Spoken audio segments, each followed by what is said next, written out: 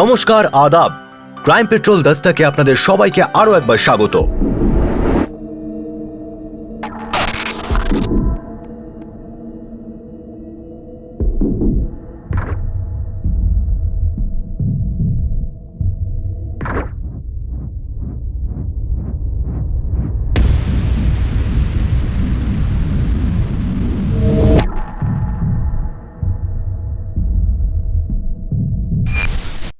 প্রেমিক প্রেমিকার মধ্যে কাটানো সময় খুবই ব্যক্তিগত হয়, কিন্তু আফসোস সব সম্পর্ক এমন হয় না। মাঝে মাঝে ধোঁকা আর জালিয়াতি করে বেডরুমের দরজা সবার সামনে খুলে দেওয়া হয়।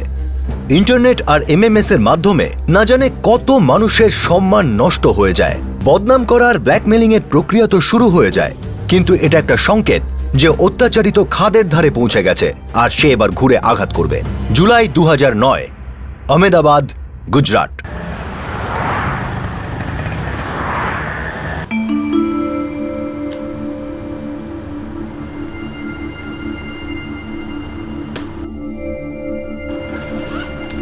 খাবার রেডি আছে।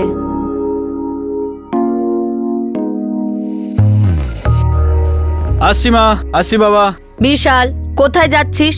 জল খাবার খাবি না? মা, হয় জল খাবার খেতে পারবো, না হয় মিটিং করতে পারবো। খুব জরুরি মিটিং আছে, পরে দেখা হবে। আরে বিশাল, রবিবারটা তুই ফ্রি থাকিস? দিব্যার মা বাবা আসছেন আনন্দ থেকে। মা বাবা, বিয়ে করাটা কি এখনই জরুরি নাকি? জরুরি, অবশ্যই খুবই জরুরি।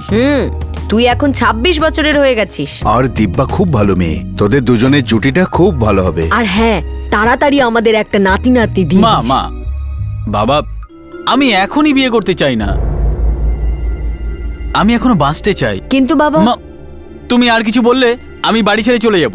বিশাল, সন্ধ্যাবেলা দেখা হচ্ছে মা, খুব জরুরি মিটিং আছে। এ কেমন কথা বলছে? এর কি হয়েছে?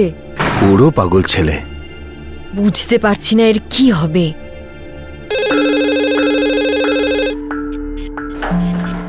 এসপি টেকনোলজি আমাদের দুজনের জন্য।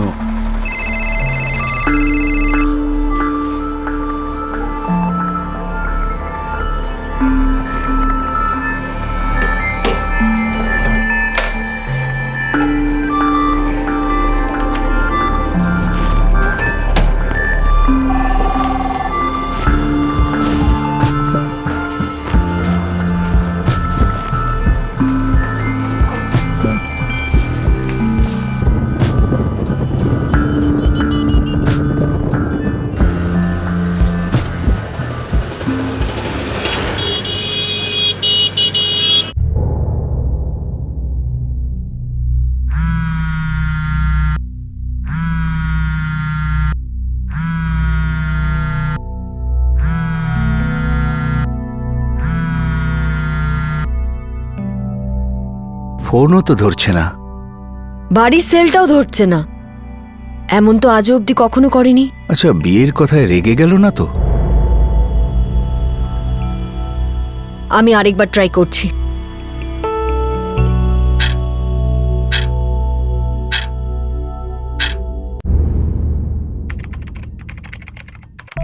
দেখুন, রাগ করে কোথাও চলে টলে গেছে, কাল সকালের মধ্যেই চলে আসবে। কোনো 15-16 বছরের ছেলে নয় আমার বিশাল। আর যখন 15-16 বছরের ছিল তখন এমন কিছু করেনি। অফিস কোথায়? Helmut circle, Ambika chambers. আচ্ছা, কোনো গাড়ি টাড়ি আছে? মানে কোনো কার, বাইক? হন্ডা অ্যাক্টিভা চালায়। দাবে? Yes sir. হাসপাতাল আর সমস্ত পুলিশ স্টেশন চেক করো। গত 12 ঘন্টায় যত অ্যাক্সিডেন্ট হয়েছে সব কটার রেকর্ড নিয়ে চলে এসো। অফিসের লোকেরা কি বললো? লাঞ্চের পর অফিস থেকে চলে গেছিল, কাউকে কিচ্ছু বলেনি। দেখুন, আমরা ওর সেলফোনের রেকর্ড আনিয়ে নিচ্ছি, ততক্ষণ অ্যাক্সিডেন্টের রেকর্ডও চলে আসবে আমাদের হাতে। এসব করতে অন্তত 4 থেকে 6 ঘন্টা তো লাগবেই। তো আমার কথা শুনুন, বাড়ি যান, আমি কাল সকালে ফোন করছি।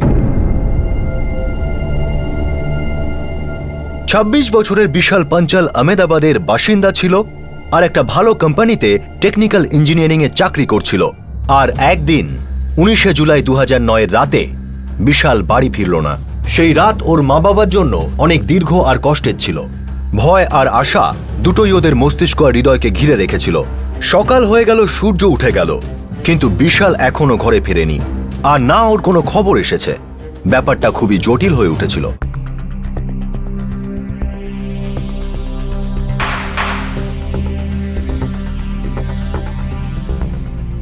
দুপুরের পর থেকে 27টা মিস কলস। বিশাল ওর অফিসের সেলফোন সঙ্গে নিয়ে যায়নি, ল্যাপটপটাও? হ্যাঁ স্যার, ডেস্কের উপরে রেখেই চলে গেছে। আচ্ছা, ও কোনো হিন্ট দিয়ে যায়নি কোথায় যাচ্ছে, কোনো পার্সোনাল কাজ, কোনো কিছু? আগে না স্যার, অফিস থেকে কখন বেরিয়ে গেছে কিছু বুঝতেই পারিনি, সবাই নিজের নিজের কাজে ব্যস্ত ছিল। স্যার, বিশালের পার্সোনাল ফোন দুপুর 3টের পর সুইচ অফ হয়ে যায়। মানে এখান থেকে বেরোনোর 1.5 ঘন্টা পরে। আর বিশালের পার্সোনাল ফোনে লাস্ট কল এই নাম্বার থেকে এসেছিল। এই লাস্ট কল আমাদের প্রথম সূত্র হতে পারে। প্রেস করো তাড়াতাড়ি।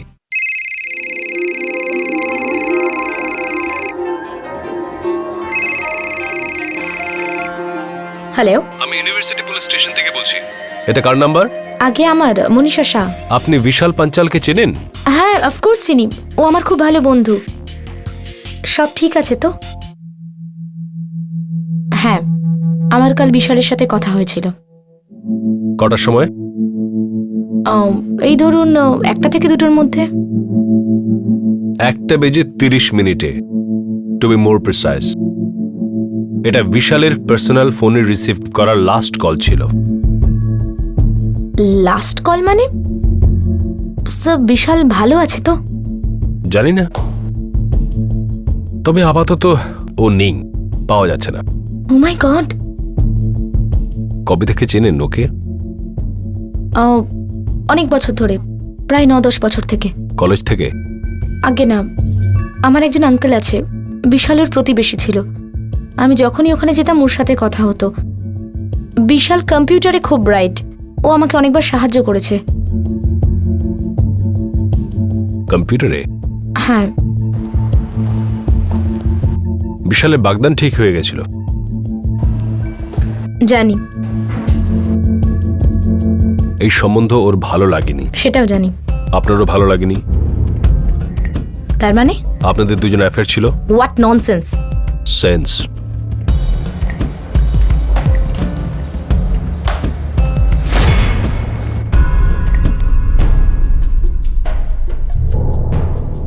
এখনো আপনি বলবেন যে আপনি আর বিশাল শুধুমাত্র বন্ধু ছিলেন? আমি আর বিশাল খুব ভালো বন্ধু ছিলাম, কিন্তু আপনি যা ভাবছেন তেমন কিছুই না।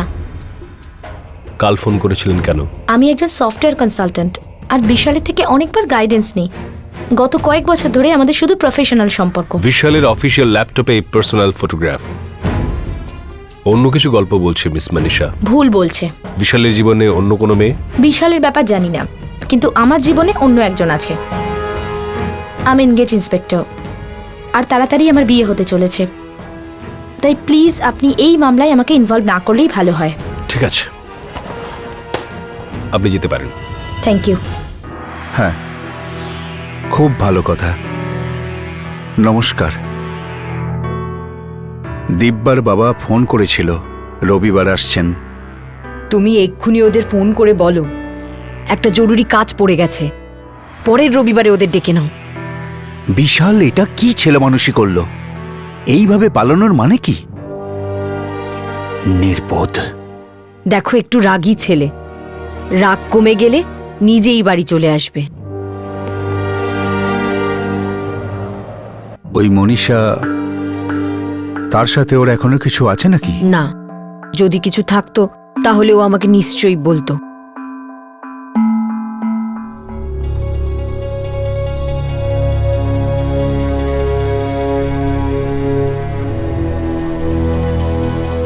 কামন ইয়ার, এরকম করে থেকো না। এত টেনশন করার কিচ্ছু হয়নি তোমার। আমি টেনশন করছি না, ব্যাস নিজস্ব কিছু চিন্তা আছে। তুমি পুলিশকে তো সব পরিষ্কার বলে দিয়েছো, তাহলে এখন কিসের চিন্তা? আমি কিছুই পরিষ্কার করে বলিনি। আমি ওদের বলেছি আমি আর বিশাল শুধু বন্ধু ছিলাম। হ্যাঁ, সেটাই তো সত্যি। বিশাল আর তোমার মধ্যে আগে যা কিছু ছিল তার কোনো মূল্য নেই আর। বিশাল হলো পাস্ট, আমি প্রেজেন্ট, আর ফিউচারে আমিই থাকবো, তাই না? অফকোর্স। এটা কি আর বলার দরকার আছে?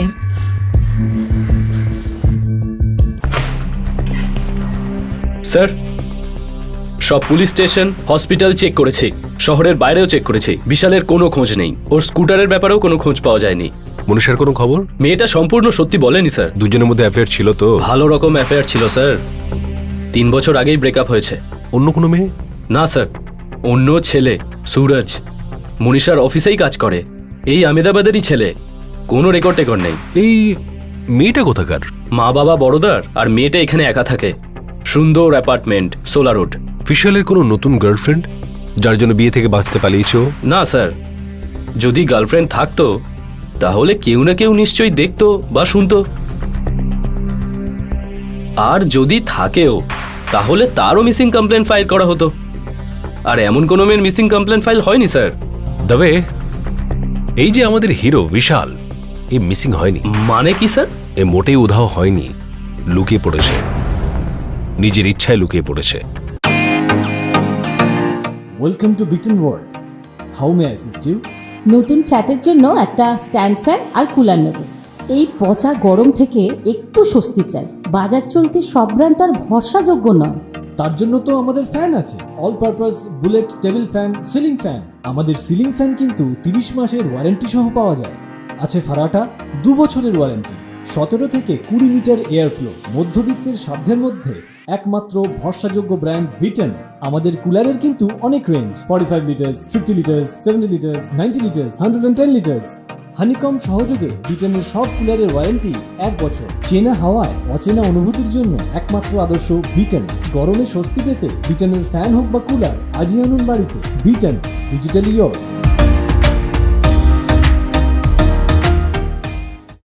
21শে জুলাই 2009। বিশালকে 3 দিন ধরে পাওয়া যাচ্ছে না। ওর মা বাবার অবস্থা খুবই খারাপ হয়ে গিয়েছিল, আর পুলিশের হাতে কোনো সূত্র এসে পৌঁছয়নি। পুলিশ শুধু এটাই জানতো যে এক সময় বিশাল আর মনীষার মধ্যে অ্যাফেয়ার ছিল, যেটা 3 বছর আগে ভেঙে গেছে। আর দ্বিতীয়ত এটাও জানতো যে বিশাল অ্যারেঞ্জ ম্যারেজ সম্পর্কটা নিয়ে খুশি ছিল না। বিশালের বিরুদ্ধে সবার অনেক সম্ভাবনার কথা চিন্তা করা হচ্ছিল, আর তার কিছুদিন পরেই কোনো নতুন সম্ভাবনার প্রয়োজন থাকলো না। শেষ পর্যন্ত অন্যায় সমূর্তি ধারণ করল।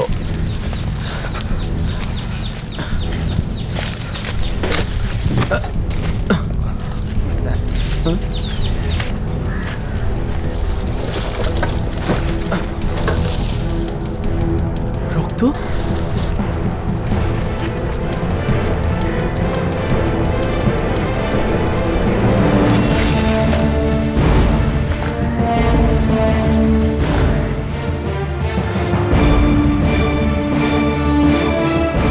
লাশ, লাশ, লাশ!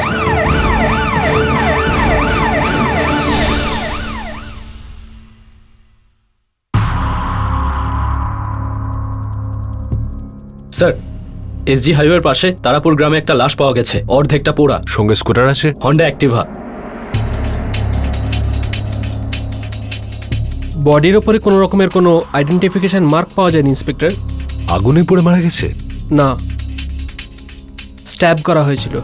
বডিতে 15 বার ছুরি দিয়ে আঘাত করা হয়, আর তারপরে এই বডিটাকে পুড়িয়ে দেওয়ার চেষ্টা করাও হয়েছিল। স্কুটারটা বিশালেরই ছিল তো? Yes sir. স্কুটারের উপর যে রক্তের দাগ পাওয়া গেছে সেটাই বডির রক্তের সঙ্গে ম্যাচ করছে না। মানে হাতাহাতি হয়েছে, খুনির রক্ত ঝরেছে। মেবি।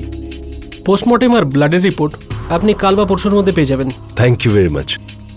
দাবে। হ্যাঁ স্যার। বিশালের বাবাকে ফোন করো, শনাক্ত করতে ডাকো। ঠিক আছে স্যার।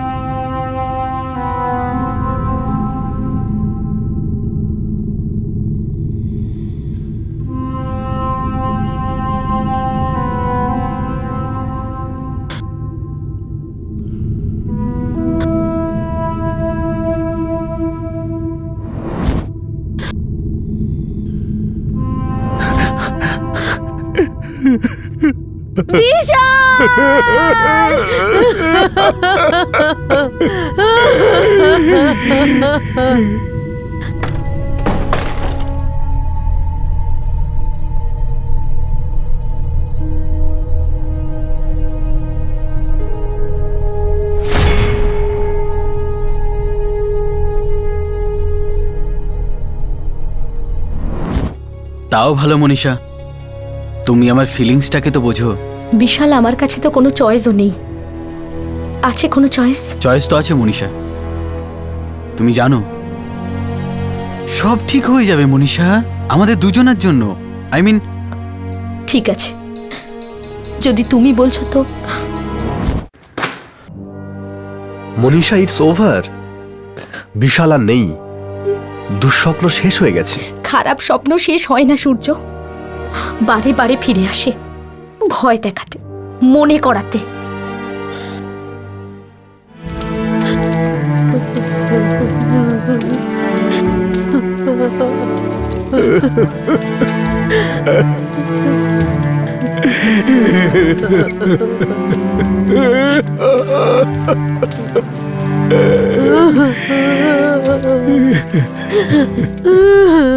স্যার, এই কল রেকর্ডের অ্যাকর্ডিং বিশালের পার্সোনাল ফোন দুপুর 3টে অবধি অন ছিল। আর সুইচ অফ হয়েছে এখানে, সোলার রোডে। মনীষা এখানেই থাকে, সুন্দর অ্যাপার্টমেন্টে।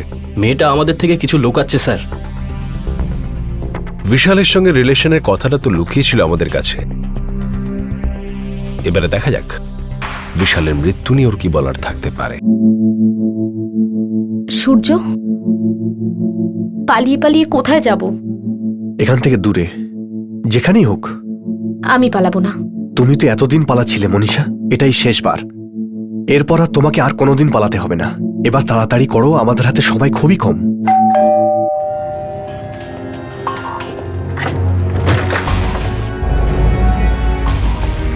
মনীষা কোথায়? আগে মনীষা তো বাইরে গেছে। ভেতরে যাওয়ার সময় হতেই মনীষা ম্যাডাম বাইরে চলে গেল। চল, ঠিক আছে, ভিতরে বসে মনীষা ম্যাডামের অপেক্ষা করি। স্যার, স্যার,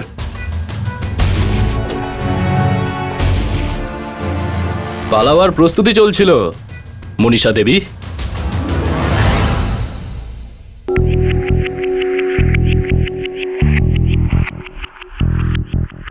শুকনো রক্তের দাগ পাওয়া গেছে বিশালের স্কুটারে। যদি সেই রক্তের সঙ্গে আপনাদের দুজনের রক্ত ম্যাচ করে যায়, তাহলে আপনাদের দুজনের ওপর খুনের দায় বর্তাবে।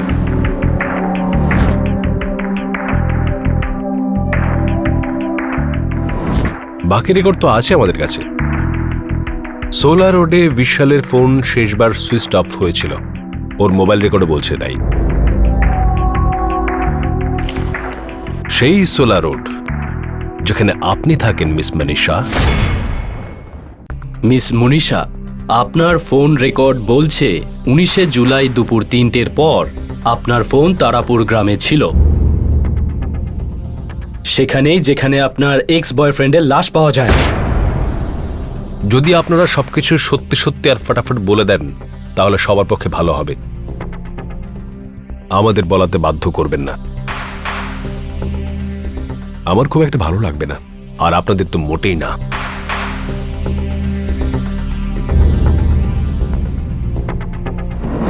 বিশাল, আমার কাছে তো কোনো চয়েসও নেই। আছে কোনো চয়েস? চয়েস তো আছে মনীষা, তুমি জানো সব ঠিক হয়ে যাবে মনীষা, আমাদের দুজনের জন্য, আমাদের জন্য। ঠিক আছে, যদি তুমি বলছো তো। মনীষা, কাঁদছো নাকি তুমি?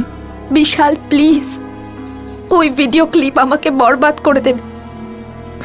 আমি তোমার কাছে ভিক্ষা চাইছি, প্লিজ আমার সাথে এমন করো না। এসব কি পাগলের মতো কথা বলছো তুমি মনীষা? আচ্ছা ঠিক আছে, আমি ওই ক্লিপটা তোমার সামনে ডিলিট করে দেবো, ওকে? কিন্তু তুমি তোমার লাইফ থেকে আমাকে ডিলিট করো না মনীষা।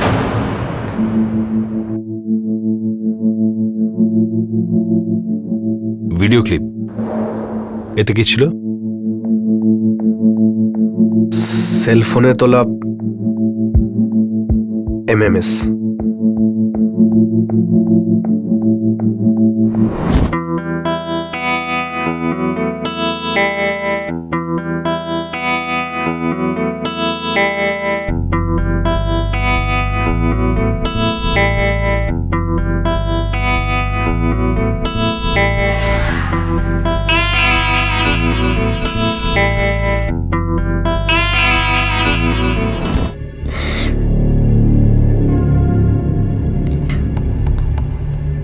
বিশাল আর আমি 7 বছর রিলেশনশিপে ছিলাম, খুব ঘনিষ্ঠ ছিলাম। এমএমএস ক্লিপের কথা আপনি জানতেন? মানে বলতে চাইছি, যখন শুট করেছিল সেটা জানতেন? জানলে শুট করতে দিতাম ইন্সপেক্টর? আমি ওকে ভালোবাসতাম, ওকে বিশ্বাস করতাম, কিন্তু জানি না কেন ও আমাদের ভালোবাসাকে এমন বিশ্রীভাবে শেষ করে দিল। আর তারপর আপনি নতুন প্রেম শুরু করলেন। হ্যাঁ, আর সেটা বিশাল মেনে নিতে পারিনি। মনীষা আমাকে আগেই সব বলে দিয়েছিল, আর আমার ওর আগের রিলেশনশিপ নিয়ে কোনো প্রবলেমই ছিল না। কিন্তু বিশালের প্রবলেম ছিল। আমি ওর সাথে একটা নর্মাল ফ্রেন্ডশিপ রাখতে চেষ্টা করেছিলাম, কিন্তু ও তো সম্পূর্ণ আলাদা ট্র্যাকে ছিল। আই এম সরি বিশাল, কিন্তু ফ্রেন্ডশিপের বেশি কিছু না। ফ্রেন্ডশিপ? আমাদের ফ্রেন্ডশিপের পিছনে অনেক কিছু ছিল মনীষা। নিশ্চয়ই ছিল, কিন্তু এখন নেই। হ্যাঁ, এখন সূর্য তোমার লাইফে চলে এসেছে। কাম অন বিশাল, আমাদের ব্রেকআপের পর আমি কোনো চিটিং করিনি তোমার সাথে। তাহলে কি আমি করেছি? না, মোটেই না। কিন্তু ভালো তো বাসনি। আমাদের মধ্যের ভালোবাসা শেষ হয়ে গেছিল বিশাল, আর আমরা দুজনে মিলে ডিসাইড করেছিলাম দ্যাট ইজ ওভার। এতটা সহজ নয় আমার জন্য মনীষা। এক মুহূর্তের জন্য তোমাকে ভুলতে পারছি না ইয়ার। ফর গড সেক বিশাল, তোমার এনগেজমেন্ট হতে চলেছে, আর এমনিতেও আমি সুরজের সাথে খুব আনন্দে আছি। আমরা 3 বছর আগে আলাদা হয়েছিলাম, আর তুমি শুধু আমাদের দুজনের না, আরো 2টো জীবন নষ্ট করতে চাইছো। Please don't do this. আমি জানি তুমি আমার কাছে আসতে চাও না। তোমার ইগো এটা চায় বিশাল। লুক, আমি তোমাকে ভালোবাসি না, এই কথাটা বোঝো আর এগিয়ে যাও।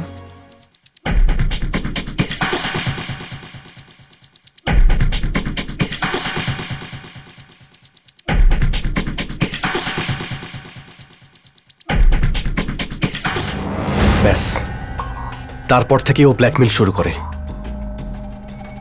2-1 দিন ছাড়া ছাড়া হুমকি দিত, বলতো আমার মা বাবাকে দেখিয়ে দেবে, তারপর বলতো সুরজকে দেখিয়ে দেবে। ও সেই এমএমএস আপনাকে পাঠিয়েছিল? না, একবার বাড়িতে ডেকে দেখিয়েছিল, ওর পেন ড্রাইভে ছিল। আমি এই ব্ল্যাকমেলিংয়ে বিরক্ত হয়ে গেছিলাম, আমি আর সহ্য করতে পারছিলাম না। আর একদিন আমি সূর্যকে সব সত্যি কথা বলে দিলাম। আমি বিশালের সাথে কথাও বলেছিলাম, ওকে অনেক বোঝাতে চেষ্টা করি, কিন্তু ও মানেনি। দেখতে চাও? এখনই দেখাবো। Shut up! কি চাও তুমি? শুধু মনীষাকে। ও আমার হবু স্ত্রী। এই সূর্য, স্বপ্নে এরকম কথা ভাববি না। অনেক পুরনো প্রেম কাহিনী আমাদের দুজনের। তুই জানিস কি আমাদের দুজনের ব্যাপারে? তুই তো উড়ে এসে জুড়েই বসলি। একবার তুই ওর জীবন থেকে বেরিয়ে দেখা, তারপরে দেখ নিজেই আমার কাছে চলে আসবে। বিশাল, ও তোমাকে মোটেই ভালোবাসে না। ক্লিপ দেখলেই বুঝতে পারবি ও আমাকে কতটা ভালোবাসে। দেখ, ও আমার ছিল, আমারই আছে। ওর উপর শুধু আমারই অধিকার আছে। আমার বাঁচা কঠিন করে দিয়েছিল, এত স্ট্রেস, এত টেনশন।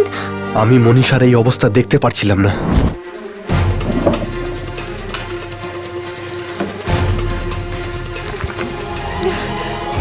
মনীষা, মনীষা কি করছো তুমি?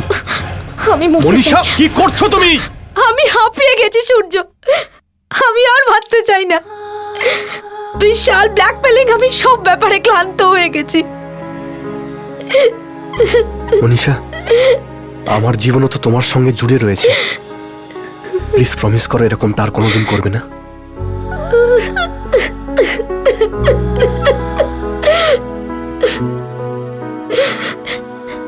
সূর্য, বিশাল ওই ভিডিওটা ইন্টারনেটে দিয়ে দেবে, তখন তো সবাই দেখে ফেলবে, আর আমি আর কাউকে মুখ দেখাতে পারবো না। আমার মা বাবা তো মরে যাবে সূর্য। আমার উপর ভরসা রাখো মনীষা, আই প্রমিস। আমি তোমার উপর আঁচ আসতে দেব না।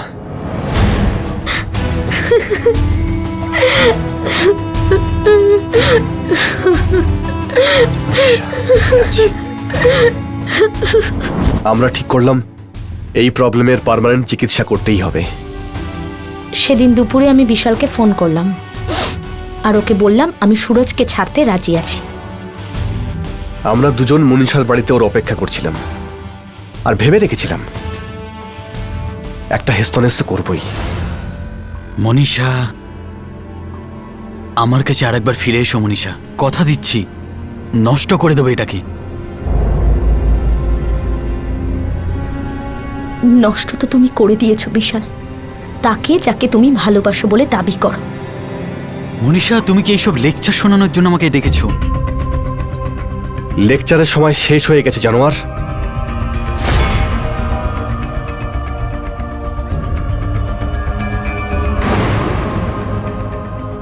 শুধু প্র্যাকটিক্যাল।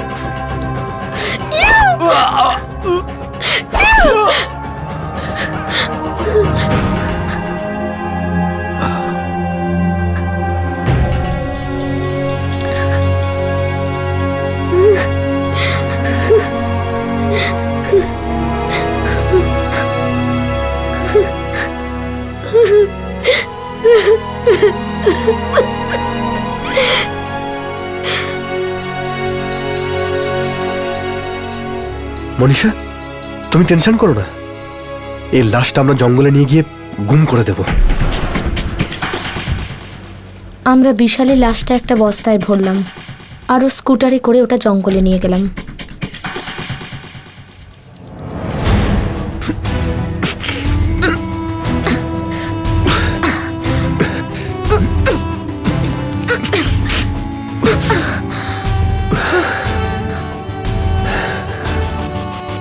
আমরা তারাপুর গ্রামের কাছে জঙ্গলে স্কুটারটা ফেলে দিলাম, আর সাথে বিশালের লাশটাও।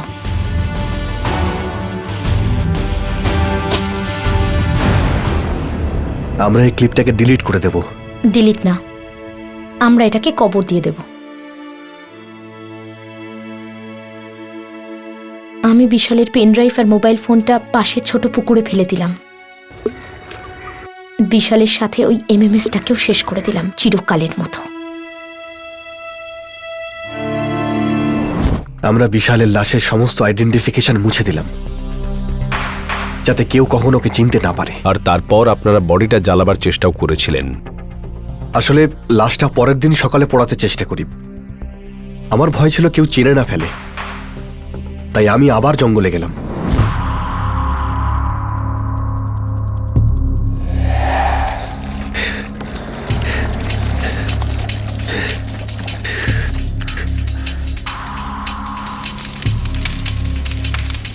আমি বডিটা জ্বালিয়ে দিয়েছিলাম, কিন্তু বৃষ্টি সমস্ত প্ল্যান ভেস্তে দিল। আমরা লাশটা তো চিনেই নিলাম, আর এখন খুনিদেরও। আমি জানতাম আমরা কখনো না কখনো নিশ্চয়ই ধরা পড়ব, কিন্তু আমি ওই এমএমএস ক্লিপটা বার হওয়া আটকাতে চাইছিলাম। আমার, সুরজের, আমার পরিবারের সবার সম্মানের ব্যাপার ছিল স্যার। আইন শুধু প্রমাণ মানে মিস মনীষা, আর আইনকে দেখাবার জন্য ওই এমএমএস এখন আপনার কাছে নেই। আমি ওই এমএমএসটা নিজের কাছে কি করে রাখতাম ইন্সপেক্টর?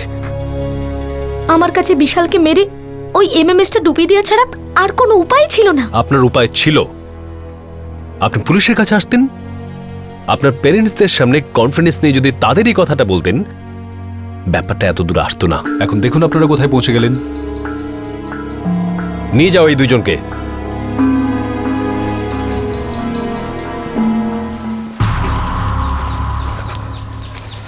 একটা সার্চ অপারেশন শুরু হলো। মনীষা আর সুরজের জামা কাপড় পাওয়া গেল। পুকুর থেকে বিশালের পেন ড্রাইভ আর সেলফোন খোঁজার জন্য ফায়ার ব্রিগেডের সাহায্য নেওয়া হলো। বিশালের মা বাবার বিশ্বাসই হচ্ছিল না যে তাদের ছেলে এমন কাজ করতে পারে। সূর্য আর মনীষার মধ্যে এখন বিশাল তো নেই, কিন্তু ওদের মাঝে এখন জেলের দেওয়াল রয়েছে। এবার আইনই ঠিক করবে এই দেওয়াল কতদিন থাকবে। মনীষা লজ্জায় ভেঙে পড়েছিল, কিন্তু কমপক্ষে সূর্য শান্তভাবে ঠান্ডা মাথায় কাজ করতে পারত। সবাই আবেগে ভেসে গেল, আর বয়ে গেল অনেক রক্ত। এই কেসে মনীষা আর বিশালের সম্পর্কের অপরিণত সমাপ্তি ছিল প্রথম সংকেত, ব্ল্যাকমেলিং দ্বিতীয় সংকেত, আর সুরজের জানতে পারা তৃতীয়। কিন্তু তিনটে সংকেত কারো কানে ঢুকল না। রাগ আর হিংসায় মত্ত 3 যুবক যুবতী 3টে পরিবারকে খারাপভাবে আঘাত করলো আর সমাজকে হতচকিত করলো। সব অপরাধ আভাস দেয়। কান খাড়া রাখবেন, প্রাণ বাঁচতে পারে। আবার দেখা হবে। নিজের খেয়াল রাখবেন, সুরক্ষিত থাকবেন। জয় হিন্দ।